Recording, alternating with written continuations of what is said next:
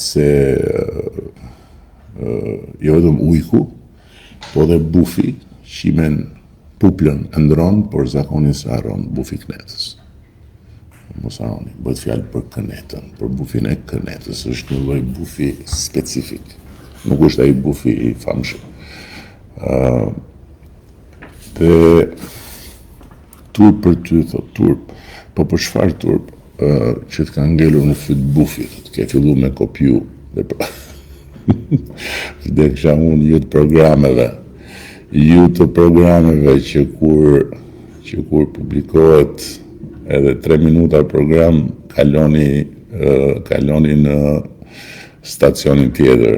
Edhe s'keni fajsi, s'keni pse, po kjo tregon që është më i mençur bufi se ty o kopjat, tani tallesh dhe me pasaportën europiane që sa ti është tim pushtet për fat keq, nuk do kemi kur atë fat. Je shumë i molepsur i dashur Glerni, je shumë i molepsur edhe nuk e di si mund të ndihmoj, po një gjë të lutem se kjo kopimi i programit është shumë qesharak. Është shumë qesharak. Programet janë rrugëve dhe nuk e di sa programe ka rrugëve mira që mund t'i shohësh, t'i konsultosh, t'i adoptosh, të bësh çfarë duash, nuk ngel. Dhe një gjë tjetër, se për të kaluar tani në anën shumë serioze.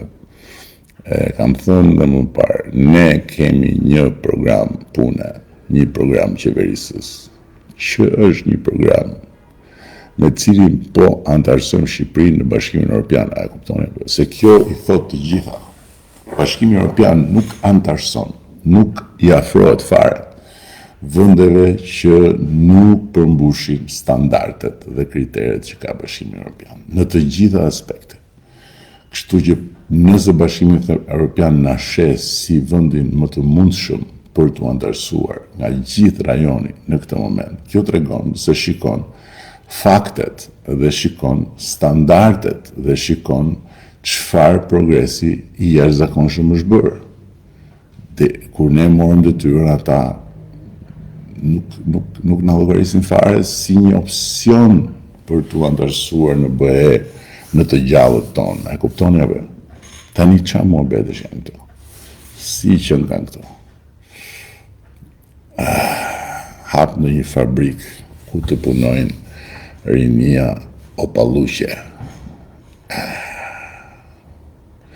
Para pak ditësh isha në një fabrik, edhe e pat,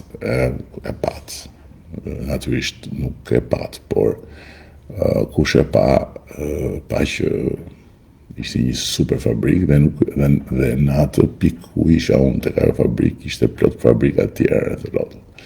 Kështu që kush do një punë në Shqipëri e gjen, dhe kush do të punon, kjo është pak, po është e sigurt, fare sigurt. Dhe